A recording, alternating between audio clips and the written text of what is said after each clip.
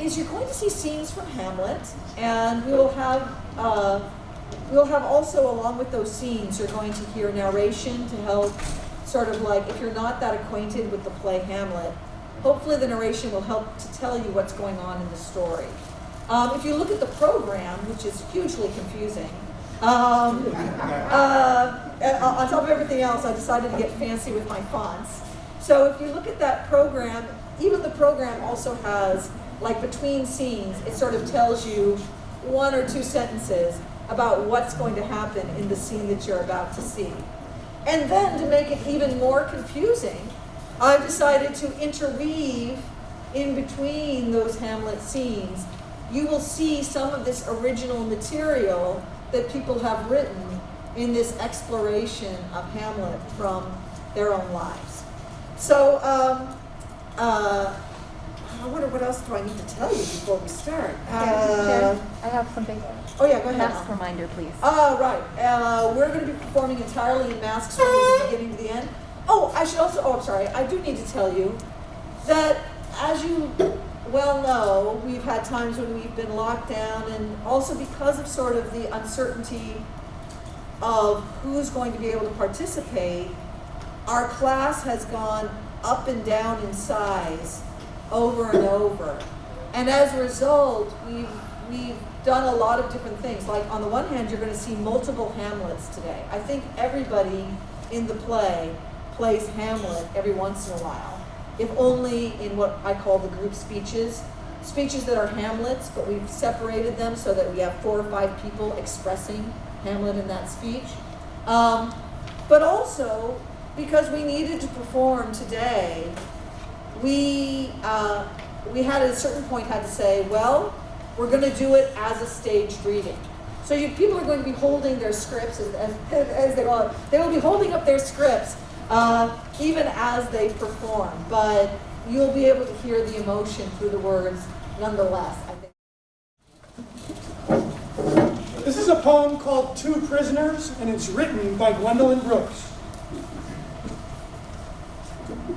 I call for you.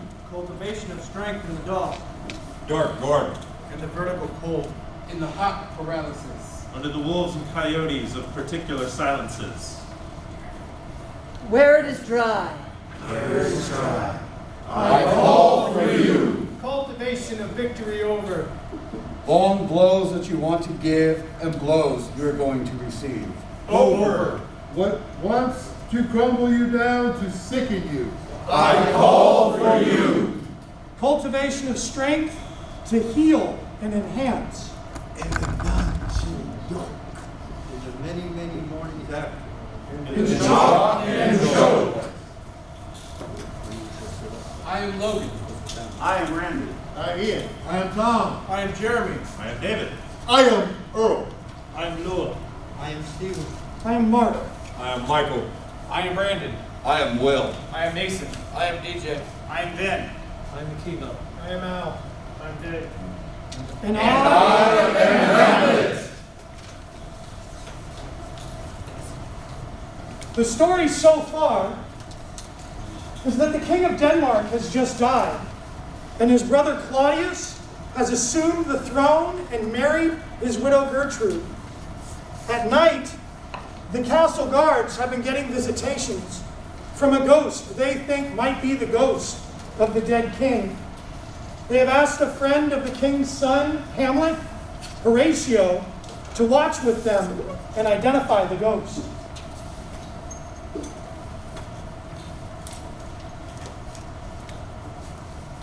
Who's there? Nay, answer me. Stand and unfold yourself. Long live the king. Bernardo, He. you come most carefully up on your hour. 'Tis now struck 12. Get thee to bed, Francisco. For this relief, much thanks. 'Tis better cold. Ooh. And I am sick at heart. Have you had a quiet guard? Not a mouth stirring. Well, good, nice. If you do meet Horatio and Marcellus, the rivals of our watch, bid them make haste. I think I hear them. Stand hold. Who's there? Friends to this ground. And liegemen to the Dane. Give you good night. Oh, farewell, honest soldier. Who hath relieved you? Bernard has my place. Give you good night. Hola, Bernardo. Say, what is Horatio doing? A piece of it. Welcome, Horatio. Welcome, good Marcellus. What has this thing appeared again tonight? I have seen nothing. Tush, tush, will not appear. Sit down a while, and let us once again assail your ears that are so fortified against our story, what we have not seen. Well, sit we down, and let us hear Bernardo speak of this. Last night of all, when young Same-Star that westward from the pole had made his course to loom that part of heaven, where now it burns, Marcellus and myself, the brother being one. Wait, peace! Break the oath, where it comes again. In the same figure, like the king that's dead. Thou art a scholar. Speak to it, Horatio. Looks is not like the king. Mark it, Horatio. Most like. It heralds me with fear and wonder. It will be spoke to. Question it, Horatio. What art thou that usurps this time of night, together with that fair and warlike form, in which the majesty of Denmark did sometimes march? By heaven I charge thee, speak! It is offended. See, it stalks away. Stay, speak! I charge thee, speak! 'Tis gone and will not appear. How now, Horatio? You tremble and look pale. Is not this something more than fantasy? What think you on it?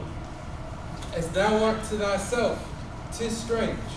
In what particular thought to work I know not, but in the gross and scope of my opinion, this bodes some strange eruption in our state. I'll cross it though it blast me. Stay, illusion. If thou hast any sound or any use of voice, speak to me. If there be any good thing to be done, that may to thee do ease and grace to me, speak to me. Speak of it, stay and speak. Stop it, Marcellus. It was about to speak when the crew. And then it started like a guilty thing upon a fearful summons. Break we our watch up, and by my advice let us impart what we have seen tonight unto young Hamlet. For upon my life, this spirit dumb to us will speak to him. Do you consent that we shall acquaint him with it, as needful in our loves, fitting our duty? Let's do it. I pray and this morning know where we shall find him most conveniently.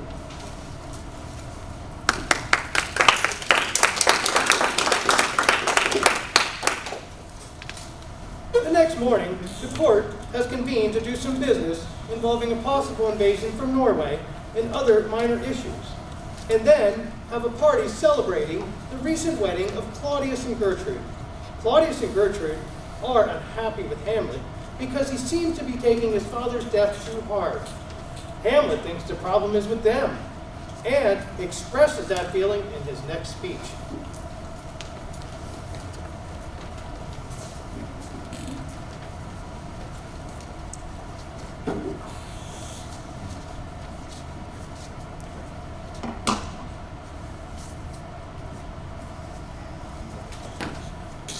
Oh, this is too solid flesh would melt.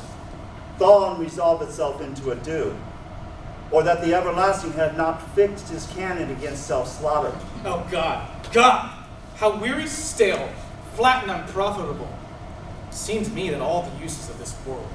Fie on fie, toss on the weeded garden that grows the seed, thinks rank and gross in nature, presses it merely.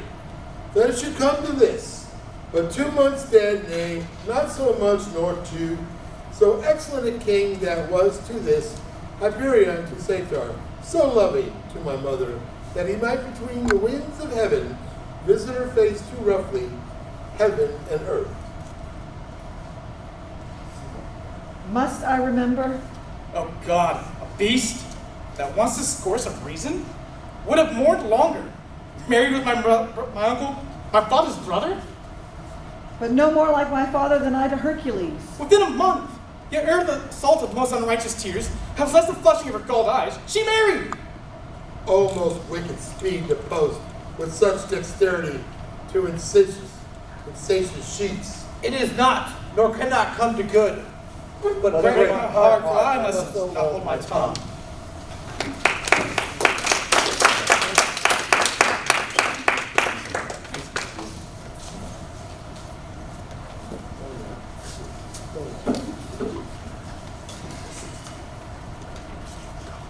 In that last speech, Hamlet speaks on his grief over the loss of his father.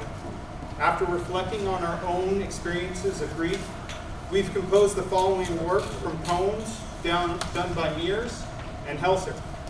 This is Rabbit on the Beach of Grief. Fallen down a rabbit hole, created from my own grief. What will I find when I lose myself again? A beach 1,000 yards long lays before me this dawn. Ashamed, hurt, and angry, I shall project myself. Here, I will write my name in the sand. And in an attempt to assemble my broken heart, ever in search of the missing pieces, I shall put down my 40 sins in 3 unspeakable acts. I put down who I am and who I wanted to be, and how I have failed them. I will write the divine name of they whom I served and how I served them ill. Down, down, deeper into the hole. I shall go and stay there in my own hell until finally the tide begins to come. Then I shall sit on this beach and watch as the sea's calm tongue comes to lick away all of me that lays about the sand. And be reborn.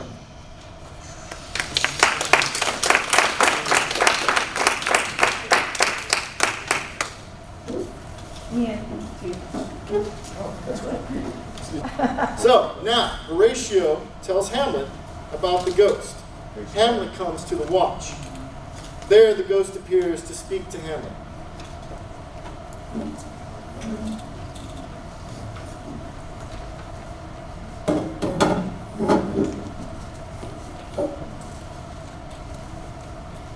My hour has almost come, when I to sulphurous tormenting flame must render myself. Alas, poor ghost. Pity me not, but lend thy serious hearing to what I shall unfold. Speak, I am bound to hear. So thou art to revenge when thou shalt hear. What? Oh God. Revenge is foul and most unnatural murder. Murder? Murder most foul, but as best it is. But in the most foul and strange and unnatural, Haste me to know that I, with wings as swift as meditation or thoughts of love, may sweep to my revenge. Now Hamlet here, 'tis given out, sleeping in my orchard, a serpent stung me. But know thou, noble youth, the serpent that did sting thy father's life, where's his crown? Oh, my prophetic soul, my uncle? That incestuous I can't remember who that was. Altered. Adulterate beast, one to his shameful lust, the will of my most seeming virtuous queen. O Hamlet, what a falling off was there from me, whose love was that of dignity, that it went hand in hand, even with the vow I made her in marriage, and to decline upon a wretch whose natural gifts were poor to those of mine. But soft, methinks I scent the morning air. Brief let me be, sleeping within my orchard, upon my secure hour, thy uncle stole with juice cursed of Abonia in a vial, and the porches of my ears did pour the leprous distilment, whose effect holds such a sweet enmity of blood of a man, that swift as quicksilver it courses through the natural gates and alleys of the body. With sudden vigor it doeth, and curd, like eager droppings into milk, the thin, wholesome blood, so it did mine. Oh, horrible, horrible, most horrible! If thou hast Nature in thee, bear it not. Let not the royal bed of Denmark be a couch of luxury and damned incest. Fare thee well at once. Oh, all ye host of heavens, O earth, what else remember thee? Aye, thou poor ghost, while memory holds a seat in this distracted globe.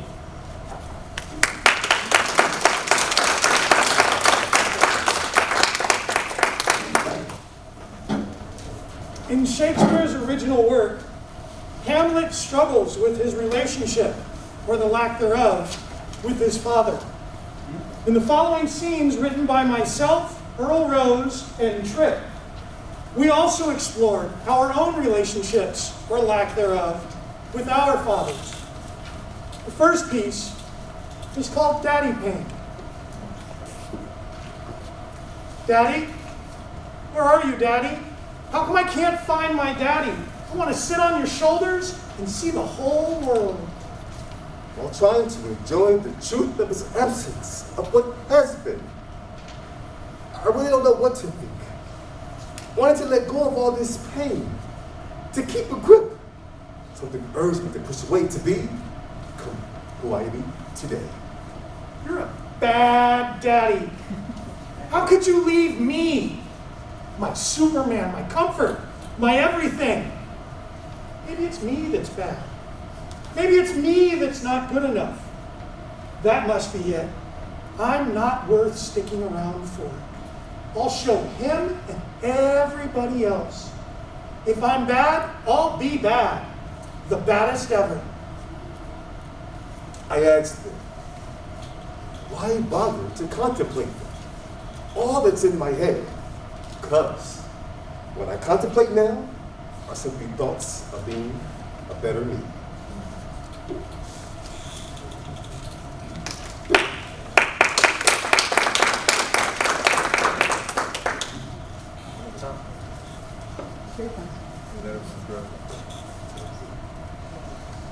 A letter from Tripp.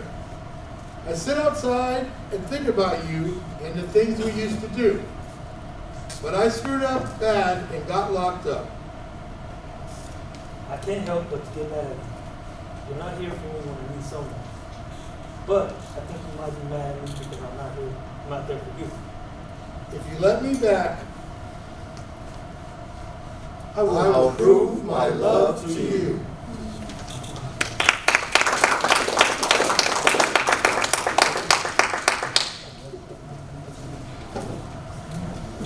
Despite the ghost's insistence on revenge, Hamlet wants to prove himself Claudius' guilt before taking action.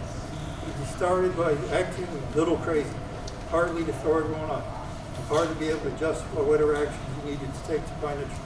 Claudius recruits some of his old buddies of his, Rosecrans and Goldstein, to spy on him. Hamlet shares with them his unhappiness with the mankind. A troupe of actors are giving a performance to celebrate the wedding of the new king and queen. Hamlet isn't ready to take action against his uncles. Claudius yet and schemes to have one of the actors create a play that replicates the murder of his father. If Claudius freaks out, Hamlet will know that he's killed him.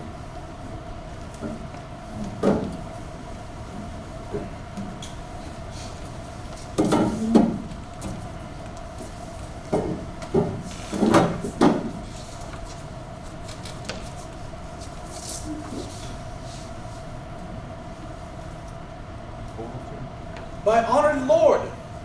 my most dear lord. My excellent good friends, how dost thou? Guildenstern, how Rosencrantz? Good lads, how do you both? As the indifferent children of the earth. Happy that we are not over happy. Our fortunes cap, we are not the very button. Nor the soles of her shoes? Neither, my lord. Then you live about her waists or in the middle of her favors? Her private's weed. In the secret parts of fortune. Most true. She is a strumpet. What news? None, my lord, but that the world's grown honest. It is doomsday near, but your news is not true. Let me question you more in particular. What have you, my good friends, deserved at the hands of fortune that she sends you to prison Hither. Prison, my lord? Denmark's a prison. Then is the world one? A goodly one in which there are many confines, wards, and dungeons. Denmark being one of the worst. We think not so, my lord. Well, then 'tis none for you. For thee is nothing either good or bad, but thinking makes it so. To me, it is a prison. Why then your ambition makes it one? Just too narrow for your mind. Oh God, I could be bound in a nutshell and count myself a king of infinite space were it not that I have bad dreams. Which dreams? Indeed, our ambitions? For the very substance of ambitions is merely the shadow of a dream. The dream itself is but a shadow. Truly, and I hold ambition of so arid and light a quality that is but a shadow's shadow. Then are our beggars' bodies and our monarchs and outstretched heroes and the beggars' shadows. Shall we go to the court? For by my fay I cannot reason. We'll wait upon you. No such matter. I will not sort you with the rest of my servants, for to speak to you like an honest man, I am most dreadfully attended. But in the beaten way of friendship, what make you at Elsinore? To visit you, my lord, no other occasion. Beggar that I am even poor in thanks, but I thank you and sure, dear friend, my thanks are too dear a halfpenny. Were you not sent for? Is it your own inclining? Is it a free visitation? Come, deal justly with me. Come, nay, speak. What should we say, my lord? Anything, but to the purpose. You were sent for, and there's a kind of confession in your looks which your modesties have not craft enough to color. I know the good king and queen have sent for you. To what end, my lord? That you must teach me. But let me conjure you by the rights of our fellowship, be even and direct with me whether you were sent for or no. What say you? Nay then, I have an eye of you. If you love me, hold not off. My lord, we were sent for you. I will tell you why. So shall my anticipation prevent your discovery, and your secrecy to the king and queen moult no feather. I have of late, but wherefore I know not, lost all my mirth, foregone all custom of exercise, and indeed, it goes so heavily with my disposition that this goodly frame, the earth, seems to me a sterile promontory. This most excellent canopy, the air, look you, this brave o'erhanging firmament, this majestical roof, fettered with golden fire, why it appears nothing to me but a foul and pestilent congregation of vapors. What a piece of work is man, how noble in reason, how infinite in faculties, in form and moving, how express and admirable, in action, how like an angel, in apprehension, how like a god, the beauty of the world, the paragon of animals, and yet to me, what is this quintessence of dust? Man delights me not, no, nor woman neither, though by your smiling you seem to say so. My lord, there was no such stuff in my thoughts. Why then did you laugh then when I said man delights me not? To think, my lord, if you delight not in man, what Lenten entertainment the player shall receive from you. We caught him on the way, and here he is, coming to offer you service. He that plays the king shall be welcome. His majesty shall have tribute to me. Here are the players. On Mor's armor forged the proof he turned, with less remorse than Price's bleeding sword. Now falls on Priam, but woe! Wow, have seen the morbid queen, but if the gods themselves see her then, we saw Price make malicious sport in mincing with the sword of her husband's limbs. An instant burst of clamor that she made, unless the mortal moved them not at all, would have made milk the burning eyes of heaven. We'll hear a play tomorrow. Dost thou hear me, old friend? Can you play the murder of Gonzago? Aye, my lord. We'll have it tomorrow night. You could, for need, study a speech of some 12 or 16 lines, which I would set down and insert into it. Could you not? Aye, my lord. Very well. My good friends, I'll leave you till night. You are welcome at Elsinore. Good, my lord. Aye. So, goodbye to you. Now I am alone.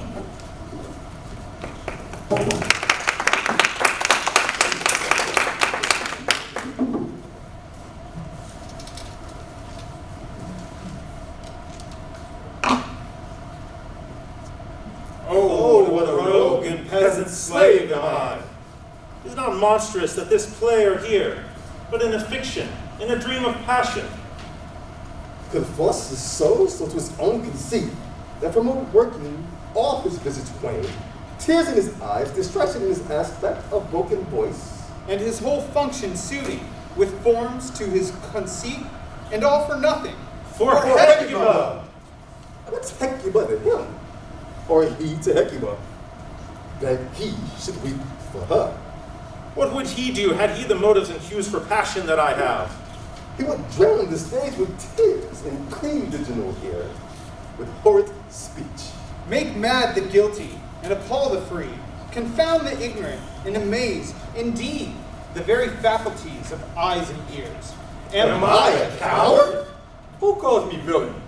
Breaks my pate across, plucks off my beard, and blows it in my face. Tweaks me by the nose, give me the lie through throat, as deep as to the lungs. Bloody body villain. Remorseless, treacherous, lecherous kindness, villain. Oh, vengeance! Why, what an ass am I! This is most brave, that I, the son of a dear father murdered, prompted by my revenge, by heaven and hell, must like a whore unpack my heart with words, and fall a-cursing like a very drab.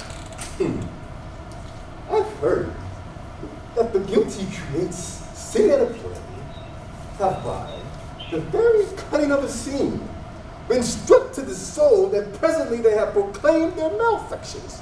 For murder, though it have no tongue, will speak with most miraculous organ. I'll have these players play something like the murder of my father before mine uncle. I'll observe his looks, I'll tempt him to the quick. If he do blanch, I know my course. The spirit I have seen may be a devil, and the devil hath power to assume a pleasing shape, yea, and perhaps, out of my weakness and melancholy, as he is very potent with such spirits, abuses me to damn me. I'll have grounds more relative than this.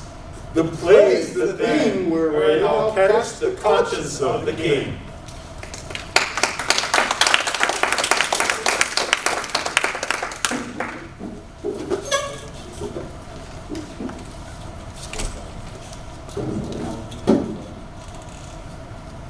Many Shakespeare enthusiasts have had the ongoing debate over Hamlet's state of mind as the play progresses. Some interpret Hamlet's actions and thoughts as a slow-driven madness that was induced by his father's death and seeing the apparitions. Others feel that Hamlet was just putting on an act to mislead his family and the court so that he could have an easier path to getting the answers that he's looking for. Therefore, what exactly is crazy, and was Hamlet just that? You decide. But this next piece is called Am I Crazy? It was written and will be performed by me.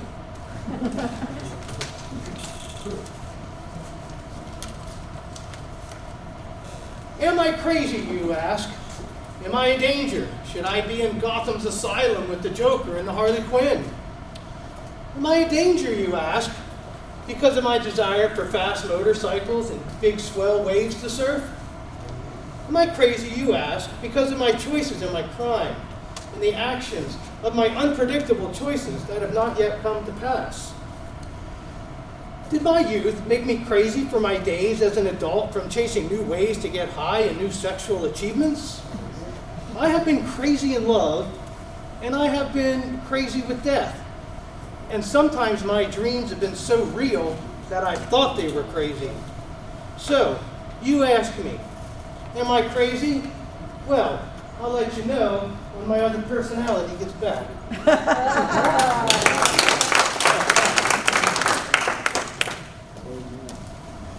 When most think of Hamlet, this fabled scene comes to mind, where Hamlet's grief, the betrayal of his mother, and other circumstances lead him to contemplate suicide.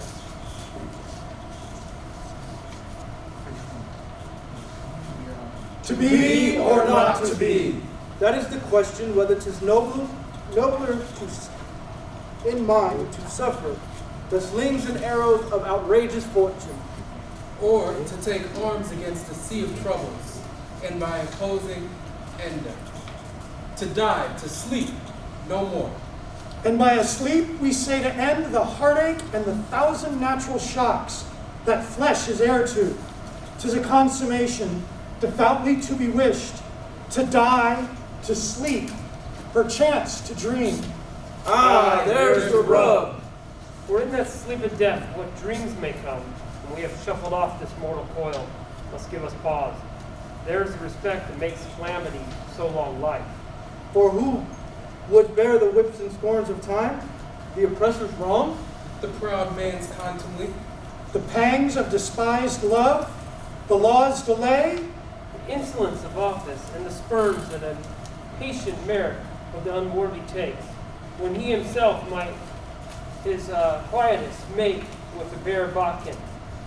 Who would fardels bear to grunt and sweat under a weary life, but that the dread of something after death, the undiscovered country, from whose bourne no traveler returns, puzzles the will and makes us rather bear those ills we have than fly to others that we know not of.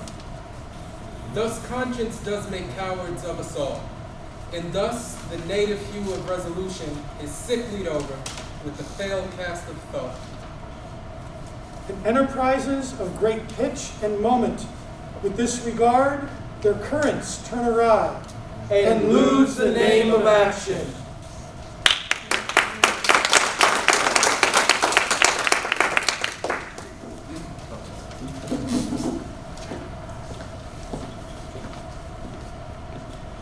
We just heard Hamlet's soliloquy on suicide. That self-destructive act, which some see as selfish. But not once does Hamlet use the words, the selfish words, I or me, in his to be speech. Don't be surprised. Hamlet speaks not for a man, but all people. Earlier, the prince states Denmark's a prison. But if we stretch that idea, Hamlet's own body is a prison no less. And perhaps his shadow is the cell that holds his soul.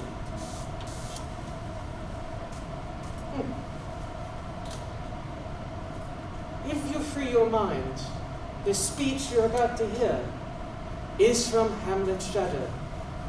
If you can imagine such a thing. If it is real, the dark kid on this ID card.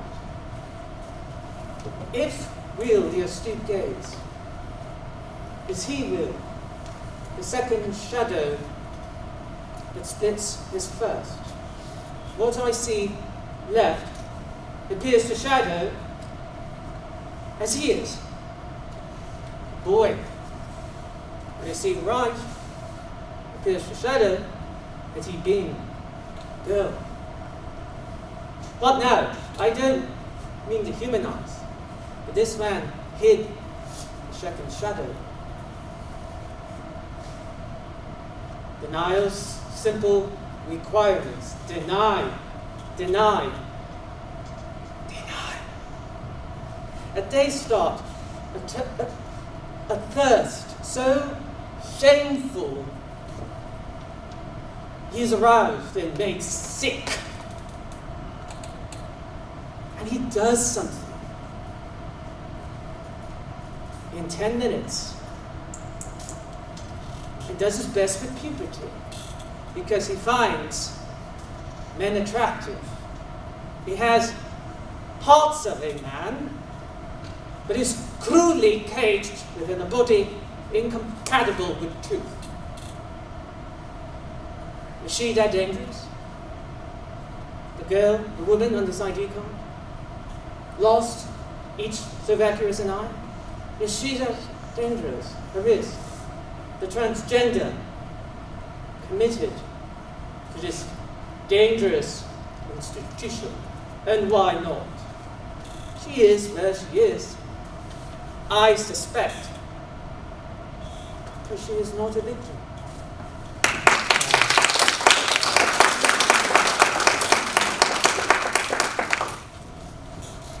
When the play is performed and Claudius sees his murder of the old king reenacted, he stops the play and takes off.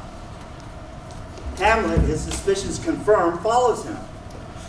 Claudius goes to a confessional and tries to pray for release, to release himself from guilt.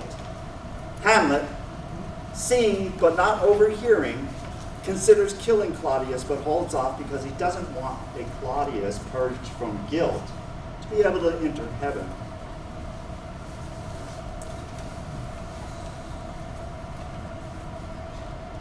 Oh, my offense is rank. It smells to heaven.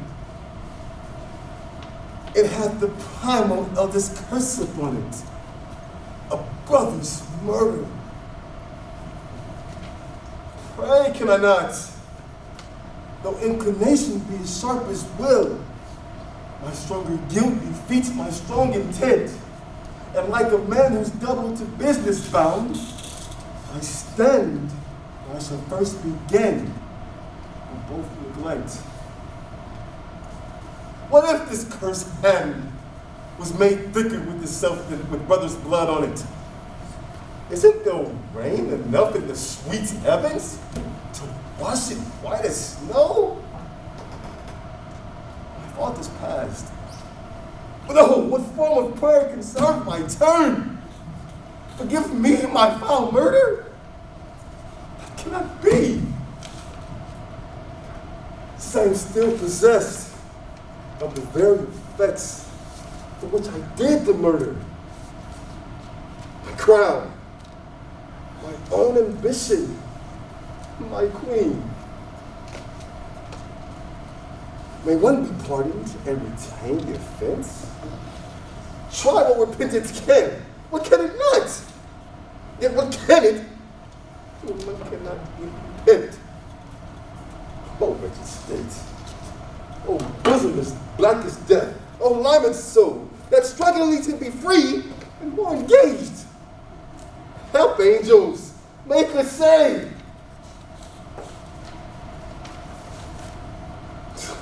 Bow stubborn knees, and heart with strings of steel. Be soft as sinners, as the newborn babe. All may be well. Now, I might do it, Pat. Now he's praying, and now I'll do it. And so he goes to heaven, and so I am revenged. That would be scam. A villain kills my father, and for that, I, his sole son, do the same villain send to heaven. Why, this is hire and salary, not revenge. He took my father grossly and full of bread. With all his crimes broad blown, a flash has made. And how his audit stands, who knows save heaven?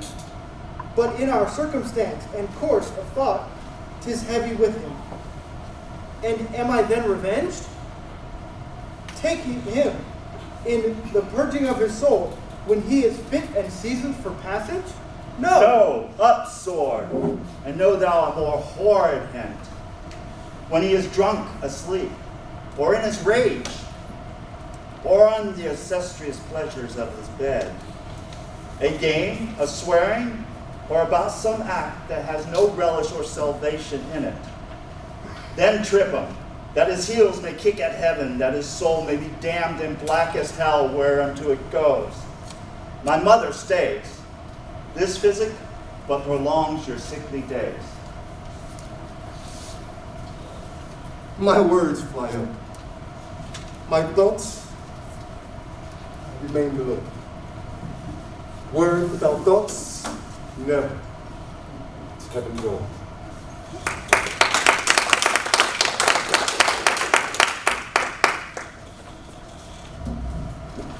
All right, in this next scene, Claudius is convinced that Hamlet knows everything and will try to kill him. He sends Hamlet to England and gives instructions to Rosencrantz and Guildenstern to go with him to make sure Hamlet goes to England, where his death has been arranged.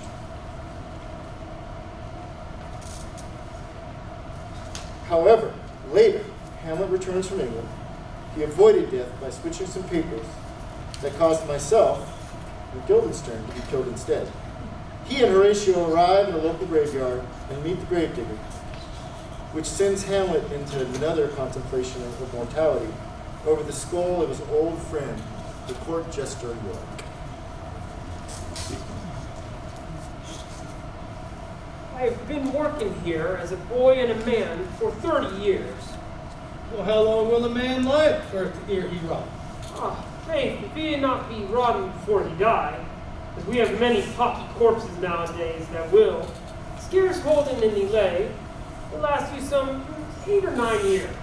A tanner will last you 9 years. Why he more than another? Why, sir, his hide is so tanned with his trade. He keep out the water a great while, and the water is a sore decayer of your wholesome dead body. Here's a skull that has lived lying in the ground some 20 and 3 years. Who was it?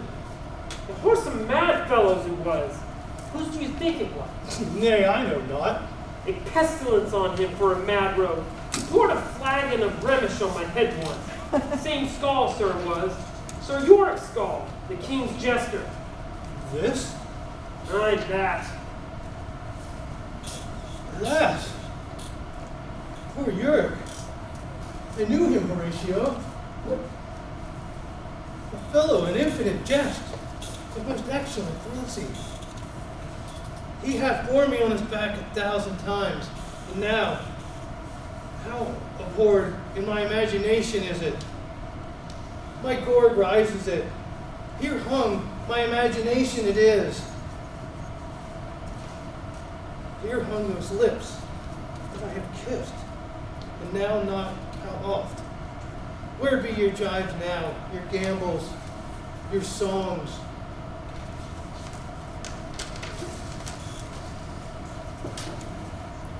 Your flashes of merriment that were wont to set a table of war. Not one now to mock your own grinning, quite chapfallen. Now get to you, my lady's chamber, and tell her, let her paint an inch thick to this favor she must come. Make her laugh at that. Prithee, Horatio, tell me one thing. What is it, my lord?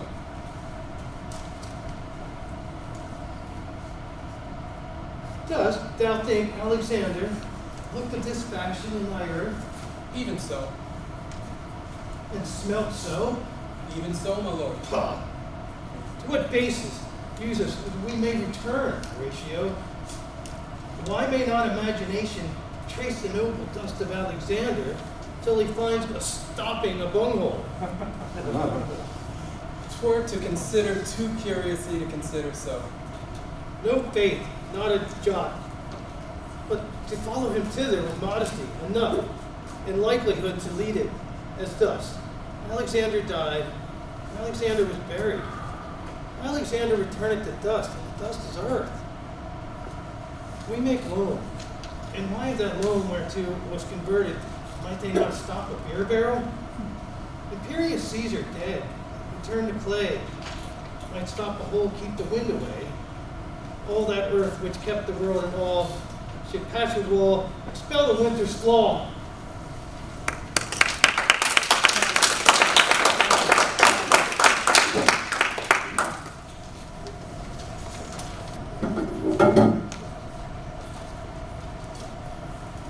In the last scene, Laertes and Hamlet were supposed to be resolving their differences in a friendly fencing bout.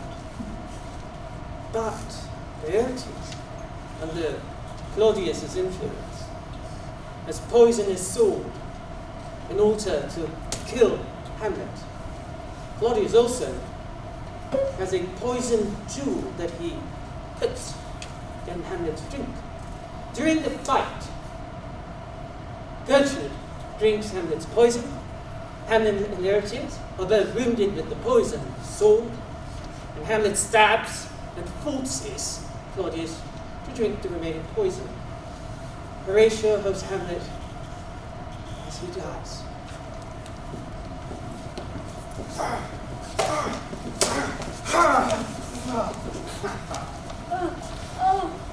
My dear Hamlet. The drink. The drink. Oh! I'm poisoned. Villainy! Let the doors be locked. Treachery! Seek it out! It is there, Hamlet. Hamlet, thou art slain. No medicine in the world can do thee good. In thee there is not half an hour's life left. The treacherous instrument is in thy hand, unabated and envenomed. The foul practice hath turned itself upon me. Lo, here I lie, never to rise again. Thy mother's poisoned, and I can no more. The king's to blame. The point. Envenom too? Then venom, do thy work. Treason! Oh, you defend me, friends! I am but hurt! Here, thou incestuous, murderous, damned Dane, drink off this poison. Follow my mother. He is justly served. It's a poison tempered by himself. Exchange forgiveness with me, noble Hamlet. Mine fathers and my death are not upon me, nor thine on me. Heaven, make thee free of it. I follow thee. I am dead, Horatio. You that look pale and tremble at this chance. There are but mute or audiences to this act. Had I but time, as this fell Sergeant Death is strict in his arrest.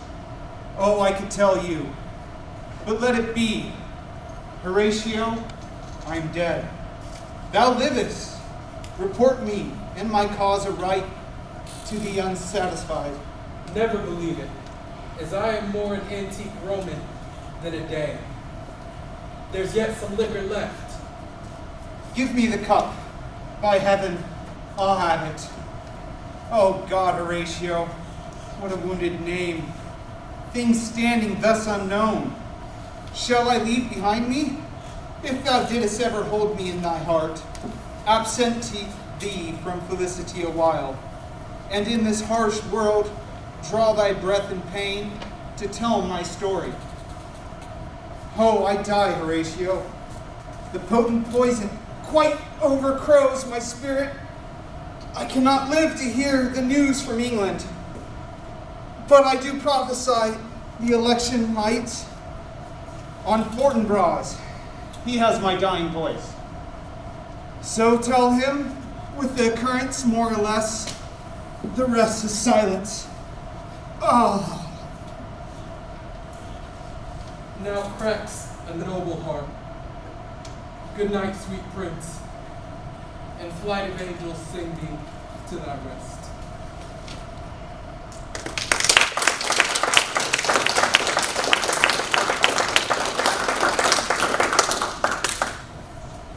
So now we come to the end of Shakespeare's original work. We're going to close with a collective piece written by us that is called We Exist Inside.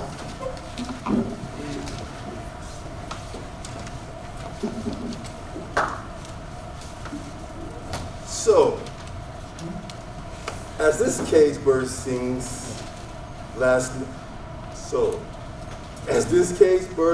note is sung, I can only ask that you see through my eyes, and that in opening your own, your heart may grow bigger for what you see. So you can be moved to believe. To believe. To fight. To fight. To help. To help. We exist inside a tornado of our own creation. We assume they are destruction rather than elation. But where wind persists, something else exists. As it delivers something else amongst us. Looking up from our occupation, passing the image of our incarceration. We hit a wall. comforting in our fall. Rethinking our navigation. The question then, to be or not to be, may not be the one. Rather what shall be, will be. is the total